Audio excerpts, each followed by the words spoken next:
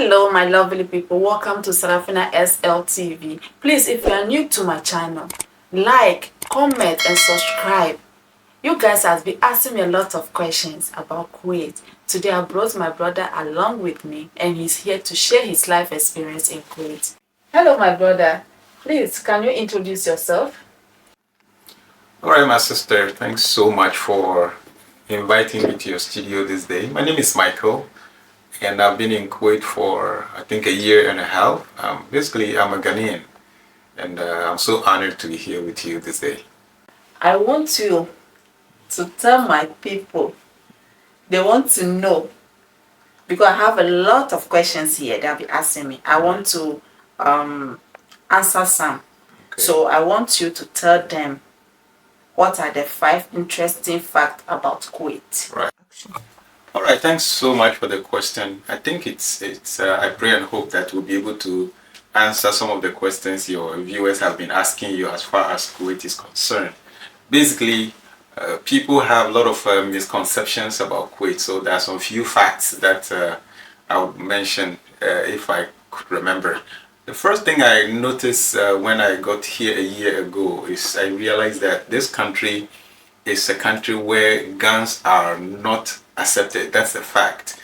Unlike other countries where you could see people who are in possession of arms, which is allowed, but in Kuwait, arms are not allowed. You could only see armed with security officers, not as in security, but I mean they are agencies like the police, the army. Those are the people who are only allowed to carry guns, but there are no guns. That is why it's happened to be. And secondly, it's also a very safe country to be. The level of security in this country is top notch. It's really, really good because as they think about the indigenous, the people who are original Kuwaitis or people who are from here, same way they also look out for expats who live in this country. And the fact also remains that you cannot fight in this country if you're an expat and you happen to engage yourself in unscrupulous activities like fighting, argument, you end up going to your country the next day.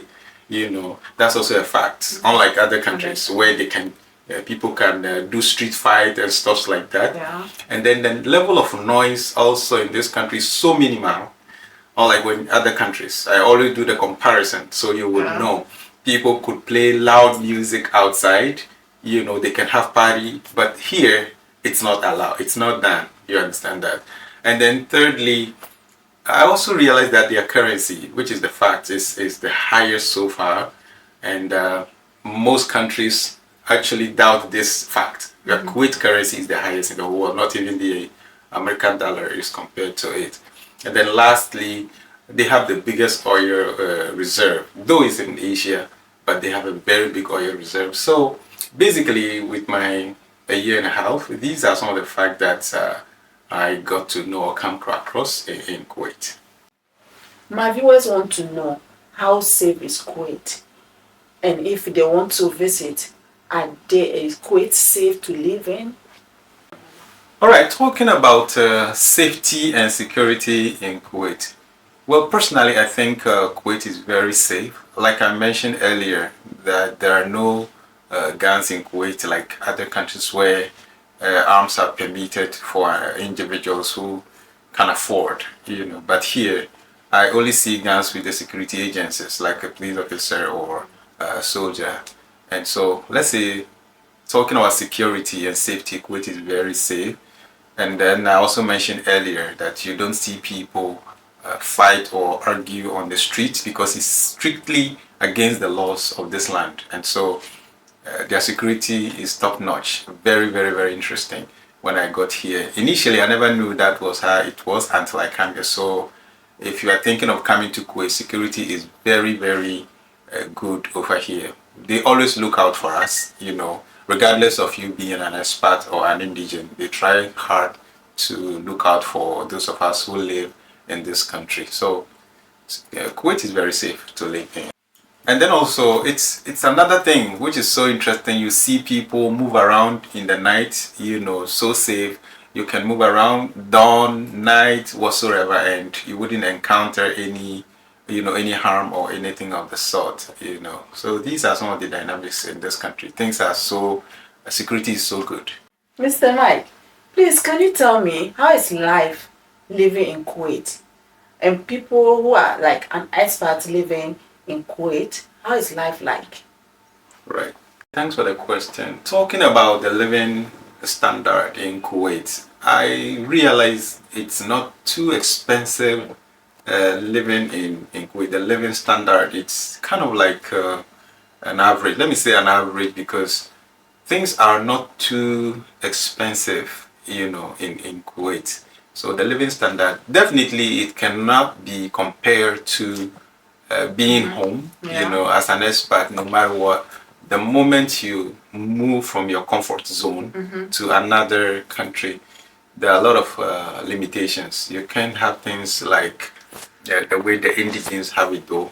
But then again, one thing about Kuwait is that they try to make life soft for everyone who lives in this country. That's why I mentioned in my earlier submission that they look out for everyone. As to whether you are an expat or an indigene, they try so much to look out for everyone. So living standard is okay. Though the standard of living is kind of like average, things are not too expensive. But talking about rent, well, compared to other countries, and even if you're a Ghanaian, this place we don't pay yearly like we do back home, right? Yeah. But here we pay monthly.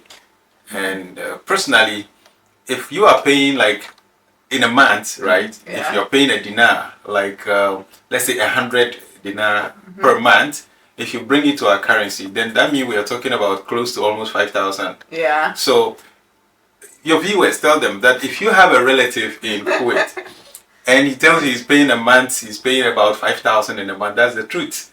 Ghana money, right? Yeah. So though food is kind of like a little, okay, rent is a little expensive, that's the fact. So living standard, you can balance it in some aspects, it's okay, and others could be a little expensive. Buying clothes and shoes and stuff like that may also not be too expensive, so let's say you can just balance it, not too yeah, that's it. I wanted to ask you, as we all know that Kuwait is a Arab country, it's a Muslim country in general. So if you are living in Kuwait and you are a foreigner and you are not a Muslim, is there a church for people who are not a Muslim can go to church and worship?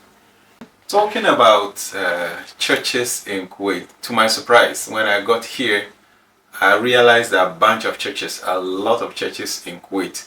I know where the Catholic Church is, the Anglican Church, the Full Gospel Church. All these churches are here in Kuwait. So people have the liberty to go to church, unlike other Islamic states. But Kuwait have allowed Christians to worship freely. And it also interests you to know that there are some Kuwaitis who are pastors. Yeah, Kuwaiti, original Kuwaitis who are pastors, they are leading a church.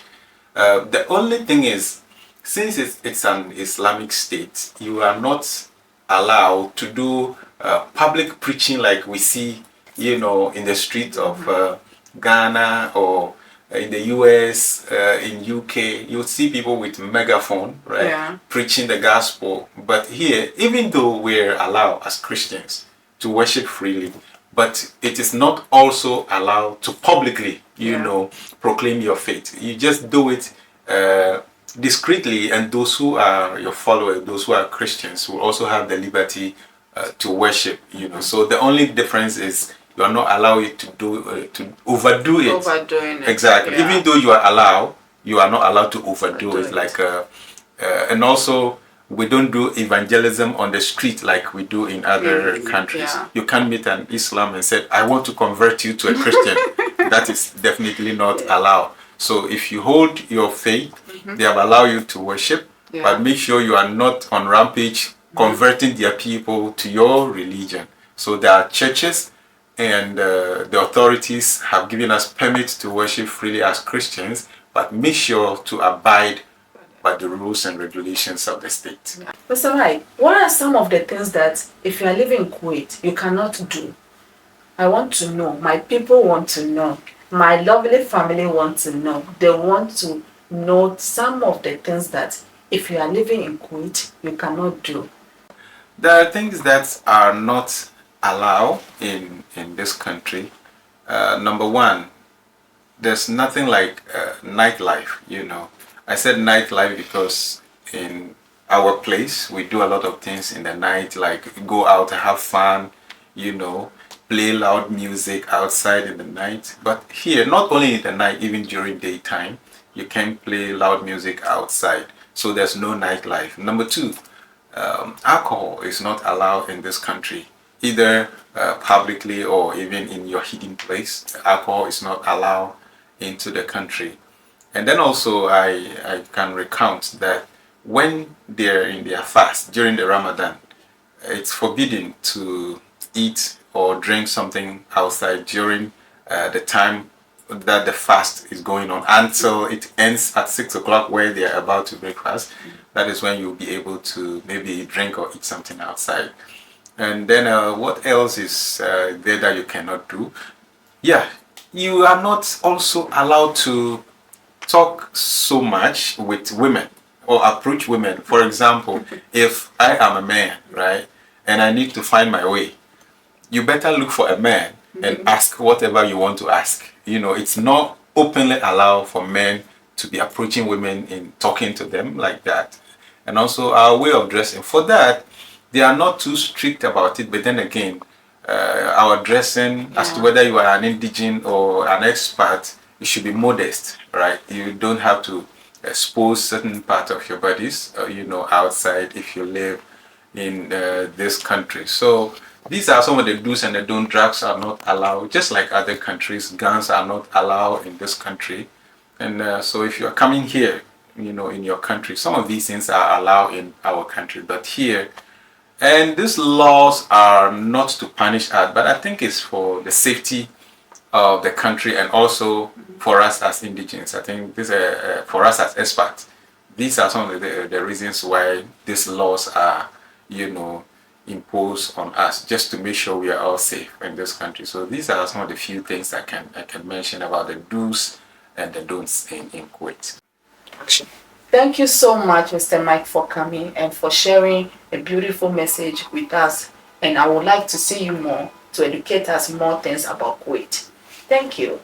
You're welcome. It's a pleasure, and I'll always be available to assist you, inform your viewers about things that you want to know about Kuwait. Thank you. Welcome. Thank you guys so much for watching my video. Please like and share. Comment. Tell me what you want to know in Kuwait. I'm ready to tell you everything. This is first episode. More will be coming. Thank you guys, and I love you.